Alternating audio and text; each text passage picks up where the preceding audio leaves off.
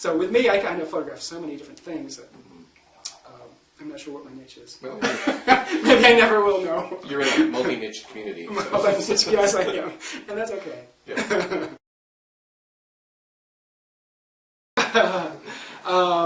Be patient. Oh, also, I have some things to do. If you're in the darkroom, I have a little list. I have a safety list. How did I know that? Well, one thing is your photochemicals are very toxic. You got to remember that. So recycle your chemicals. There's a great place right in Port Townsend that will take hazardous chemicals, and they don't charge you anything. I can go there, especially with this, unless you got a large amount, but just for what we usually have for a darkroom. Can you reuse them? You can reuse them. They're only good for a couple days, unless they're stored really, really well. It kind of depends on what you're talking about, but they do expire in air really fast. So another thing is, don't put your hands in the chemicals. Not like on TV. I get so annoyed when you watch movies or something, and they're in a dark room, they're all sloshing it around. It's like, oh my God, that's going to kill you. Taking the warts off. That's right. Taking the warts off. Right? All the hairs off your knuckles. Use the tongs. Use proper ventilation. I mean, work in a good environment. Have a fan. That really means a lot, because I've done it where I've worked in places where there hasn't been good ventilation, and you can actually feel the chemicals on your skin sometimes. You go home and you can smell. It's really not good. And so eye protection. That's real good. And what else did I have? Don't eat or drink in the dark room. You don't want to drink any chemicals accidentally. Right. Oh my God! Where'd my developer go? Yeah. So really don't. No food or drink in the dark room. So these are all just basic. Of course, you wouldn't do this, you'd think, but like the thing with your hands and the chemicals. This is all stuff you found out by yourself. And you lost skin off your right. No, I think I was warned at a young age. Yeah.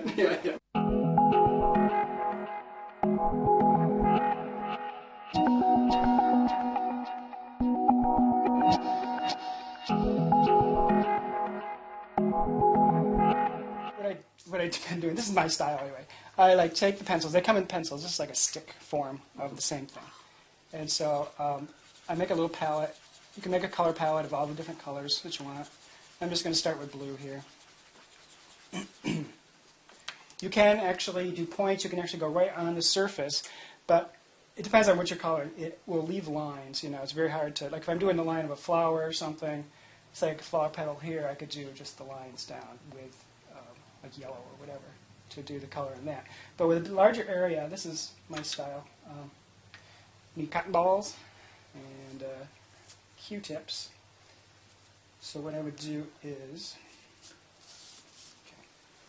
just a quick sample. So I'm just going to rub it on here, pick up some of the color. And so you have to very carefully, and I have to figure out like this, okay, what is cloud, what is sky? You don't want blue clouds. So usually the darker area, in this case, would be some of the color.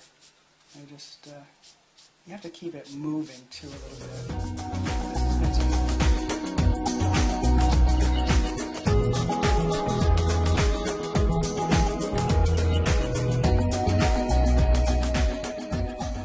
So doing it that way, you won't leave a real distinct line right off the bat. You kind of build up the color rather than putting on.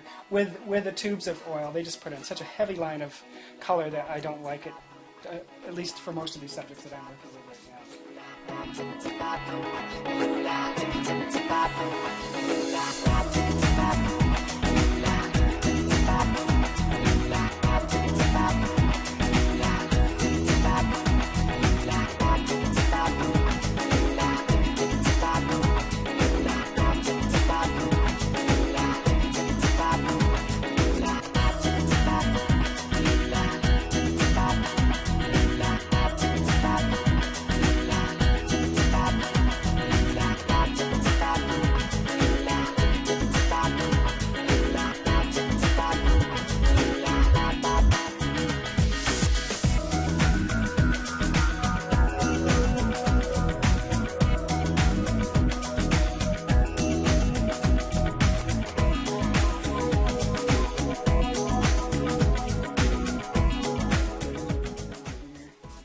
But also with sky, if you ever notice the horizon on the sky, the shade, the color's not the same. it's not just the same shade of blue, you know, in the sky. It's different. So it's deeper in certain areas and more blue in others. So just. Now,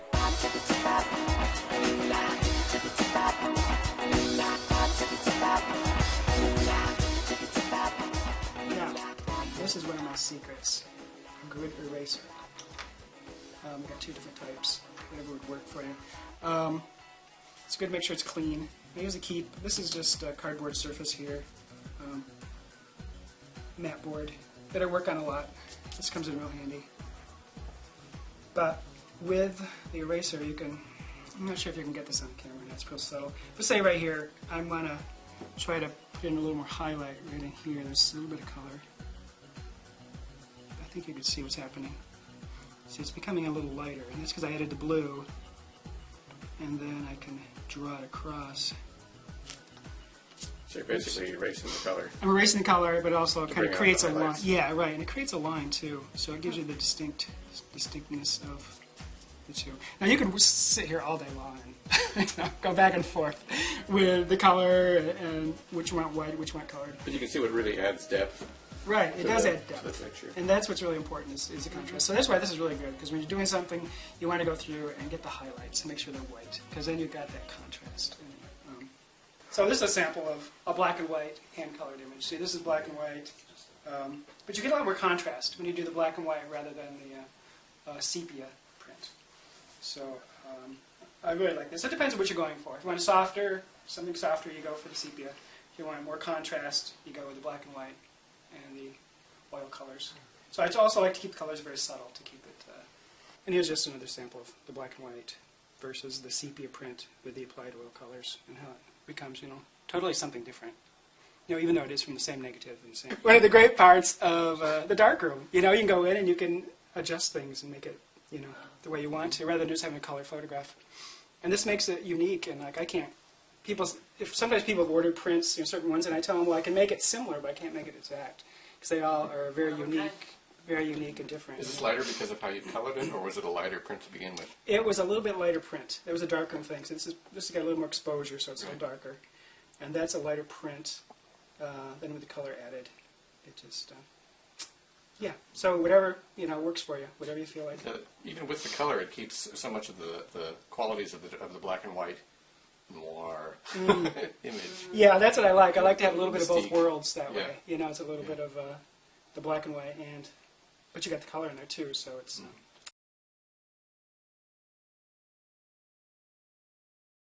There's five different members here, and it's a great place to be. Nice people, and they just kind of go in and part of gallery walk every first Saturday. Every first Saturday Every of the first month. Saturday. Gallery walk. Which Dale's Right here. Get treats. You get treats.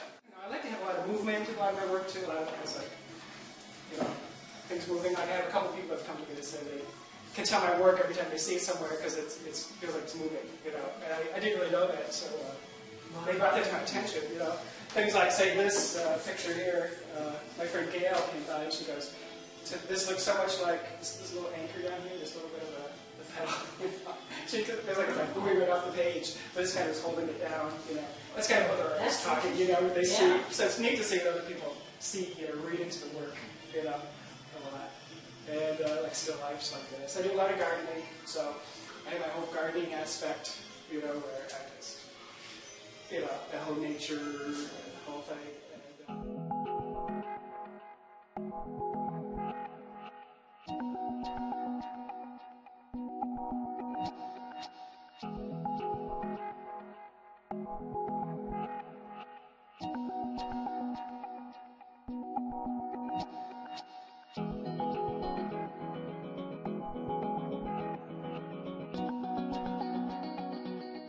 You know, it's one thing, I don't photograph a lot of people, which I'm not sure why.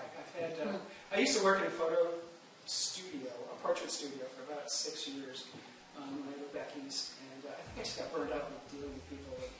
It's really difficult to photograph people so that they really like the work, because people have different images of what they think they look like compared to what they really do look like. So when you present them with this image, What you've done. yeah, Here's how I see you. so it's really difficult to do portrait work with people. So I prefer to do not non-living, but animate objects a lot. So, animals that don't really talk Too much. Not too much. Animals with that. Yeah. Thinking about it. Right.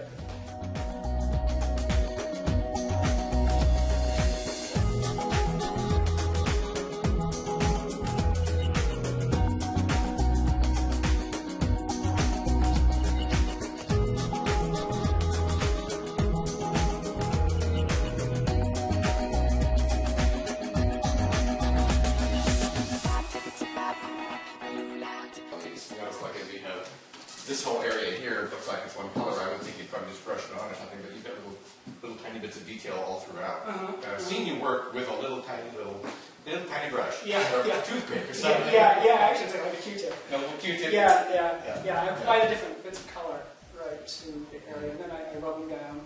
And then actually, one of my best things is an eraser. I take a lot of color off, because I put it on, it's usually a little darker, or you can do the highlights. I'll go through and with the eraser and highlight the areas, and that is a really big secret to getting contrast and stuff. Say like right here. So, it's not a secret anymore. Oh my God!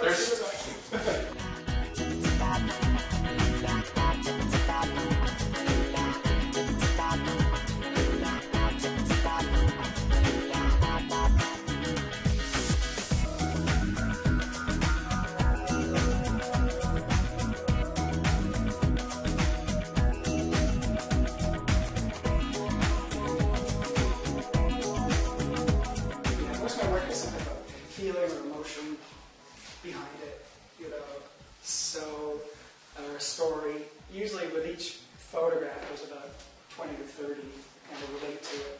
Have these little stories that go for them. Main trailer.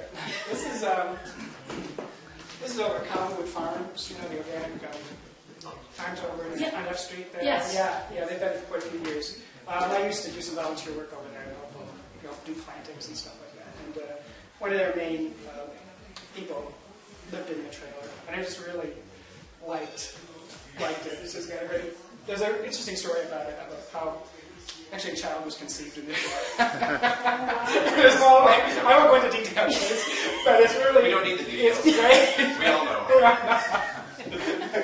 So I have a local couple who really like that a lot. It's just historical because it's not there anymore. Right, that's the F Street barn, and, which is now just a big pile of wood. Sounds like a good name for a dance club. I'm glad you got that early. F Street barn, yeah. That's going to be a historic picture now. Yeah, it is. It's an apartment complex or something. Right, exactly. I tried to photograph a lot of barns. I grew up on a dairy farm, so I'm really passionate about farms and barns. And so I have a good collection of barn photographs and animal photographs. Just love. You know how they say art saves lives? Well, I think I'm one of those people.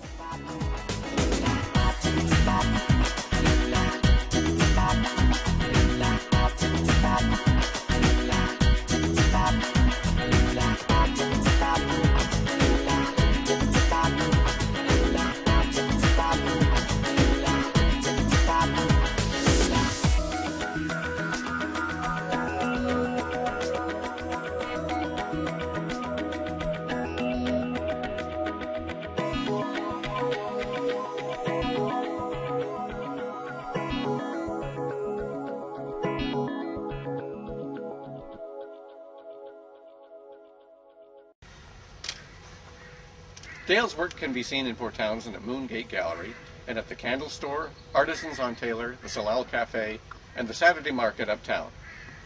Thank you for watching. Until next time, I'm your host, Chris Hawley, and I'll see you out and about.